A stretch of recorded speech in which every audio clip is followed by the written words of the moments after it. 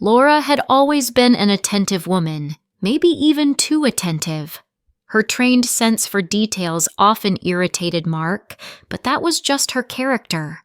She noticed everything: the unmade bed, the crookedly hung picture, his voice when he answered her questions.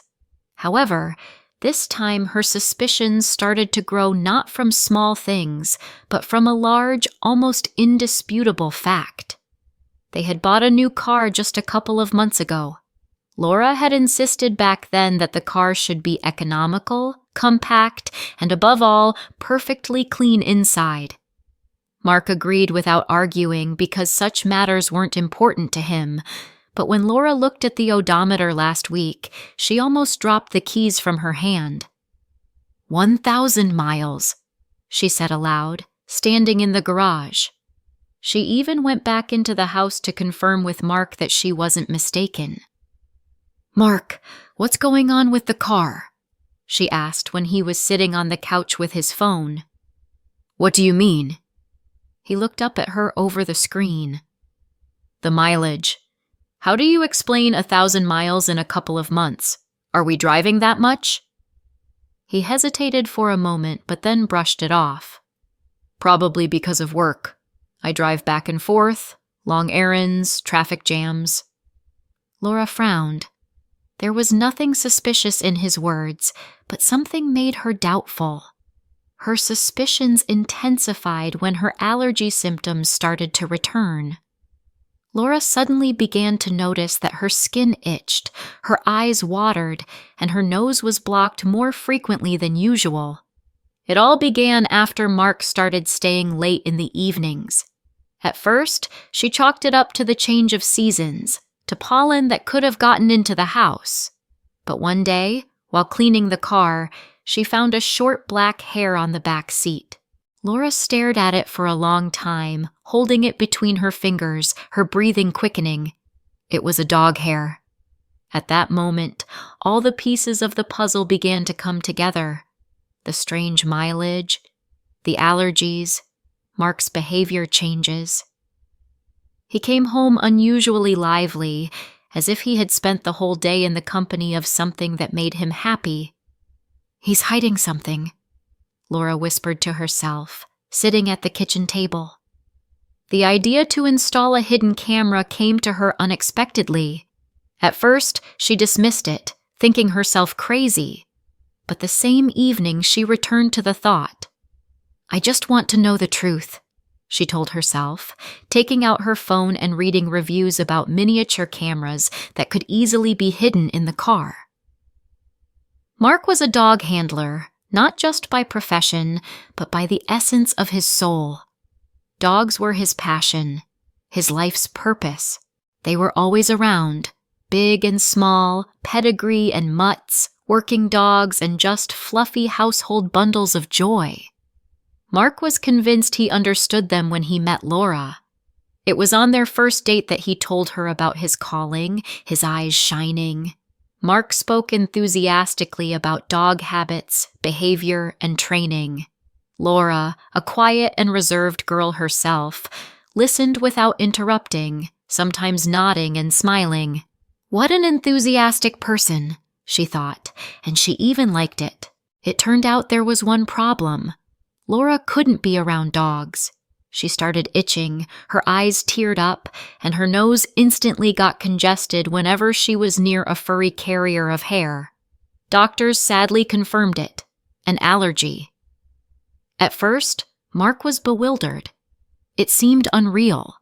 The person he loved couldn't physically be near his life, his work, his happiness. He sincerely believed it was temporary, that there was a medication, that he would find a way.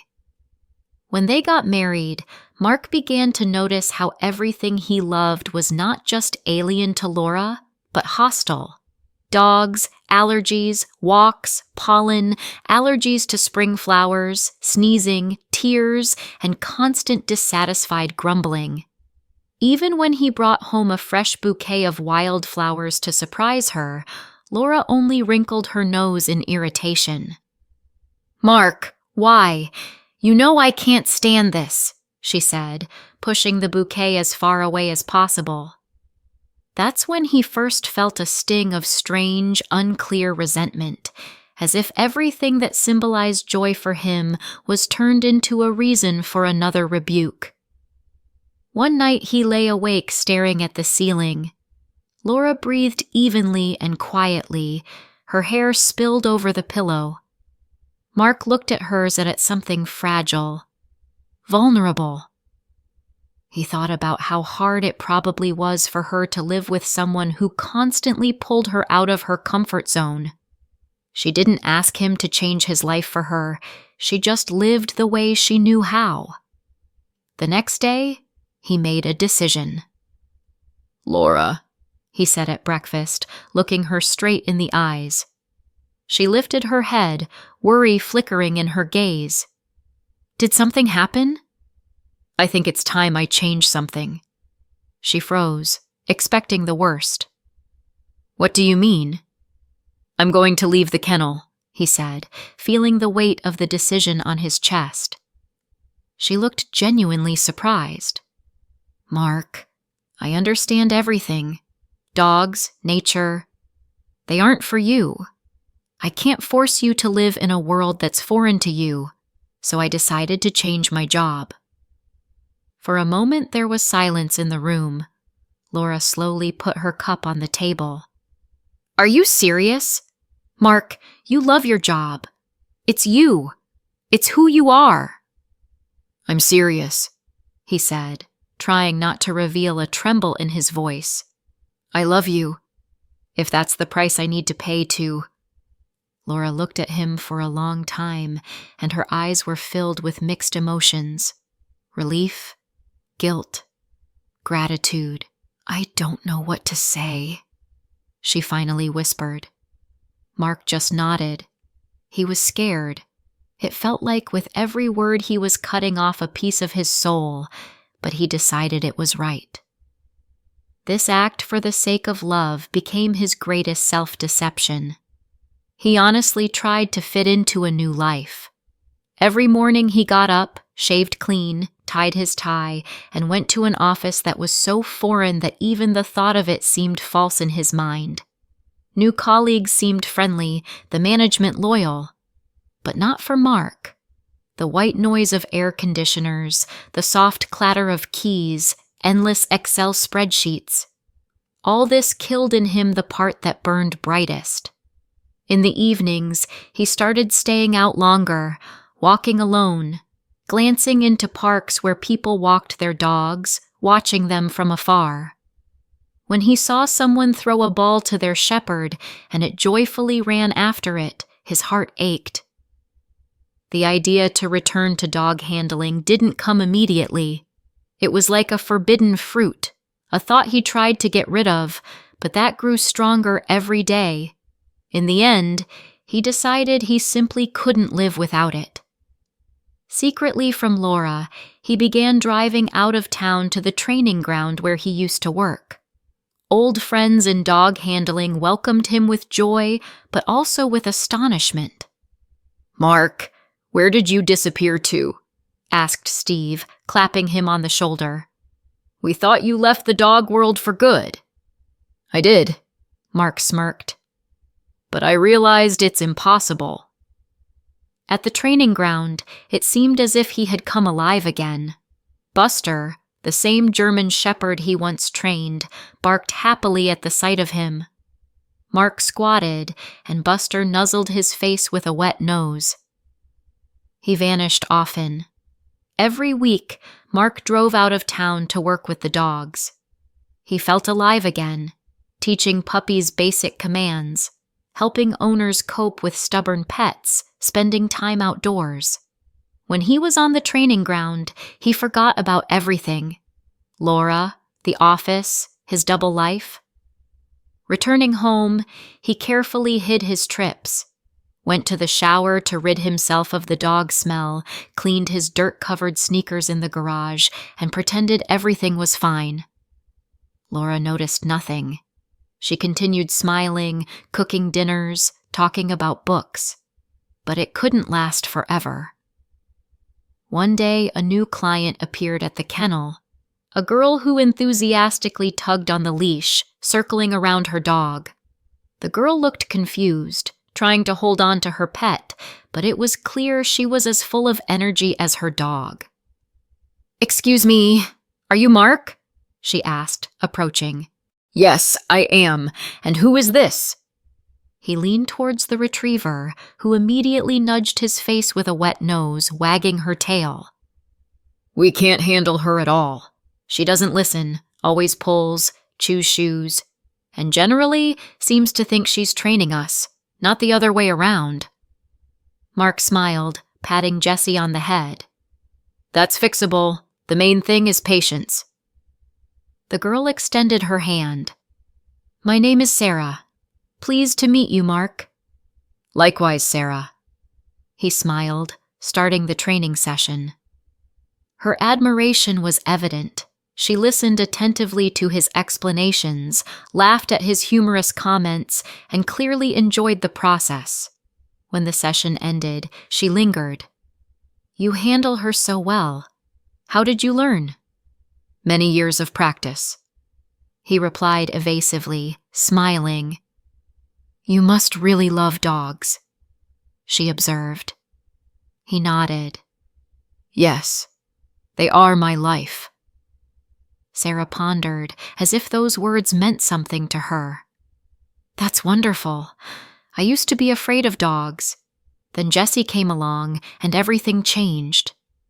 Now I can't imagine life without her." The conversation seemed simple, but it had a lightness he hadn't felt in a long time.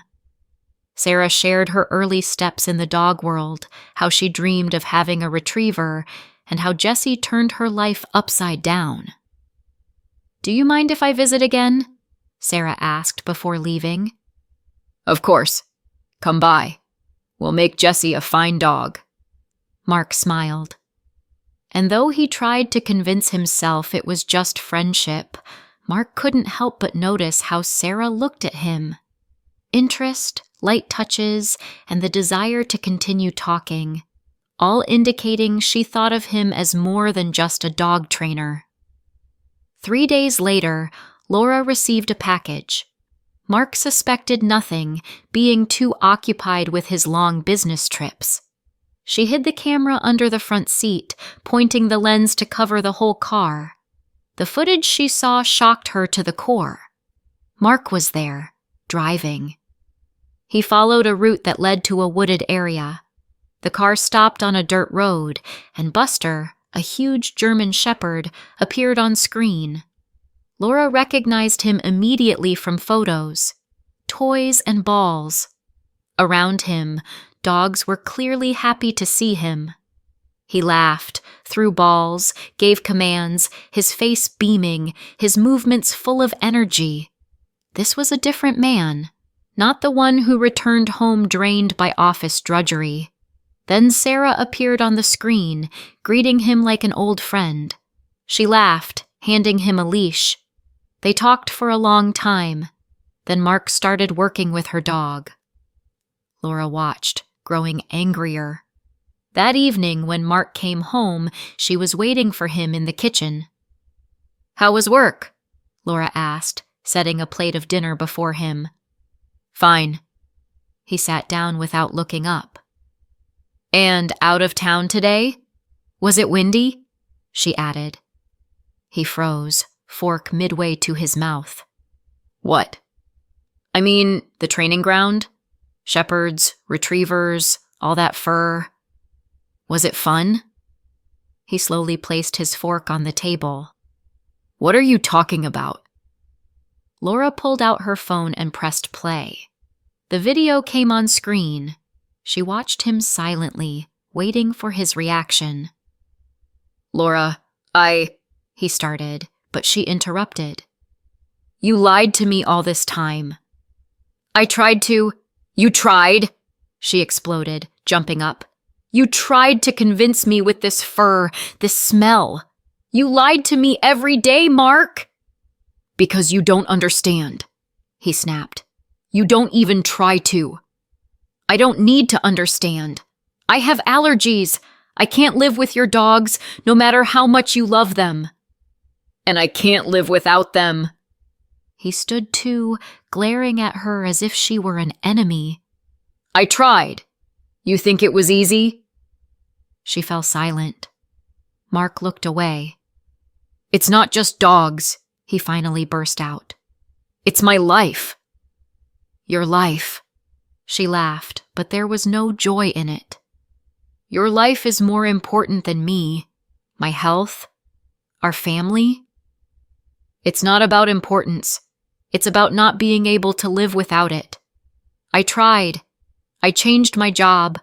I gave up everything I loved for you, but you didn't even notice. Truth? You were just happy I became someone convenient for you. Her face paled. Convenient? Is that what you think? I just wanted a normal life without dirt, without fur, without those walks in tick-infested woods. And did you ever consider that your normal life is a cage for me? They stood opposite each other, breathing heavily. Why didn't you tell me? Laura's voice finally trembled. Because I knew you wouldn't understand. She sank onto a chair. For the first time in years, Laura felt defeated.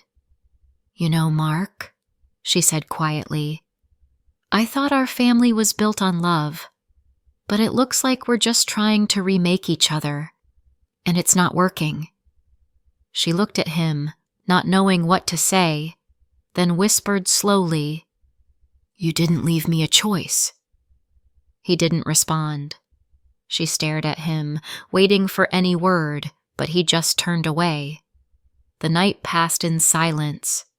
Mark slept on the couch while Laura lay in the bedroom, staring at the ceiling. Both understood that everything had changed, but neither dared to admit it aloud. The next day, he didn't come home. The car was parked at the training ground. Buster and Jesse played nearby, and Mark stood with Sarah, who laughed at one of his jokes, adjusting her tangled scarf. Sarah looked at him. You're different today. Are you okay? He shrugged, looking at the dogs. Everything is as it should be. Sarah said nothing, just gave him a warm smile. They didn't need many words to understand each other.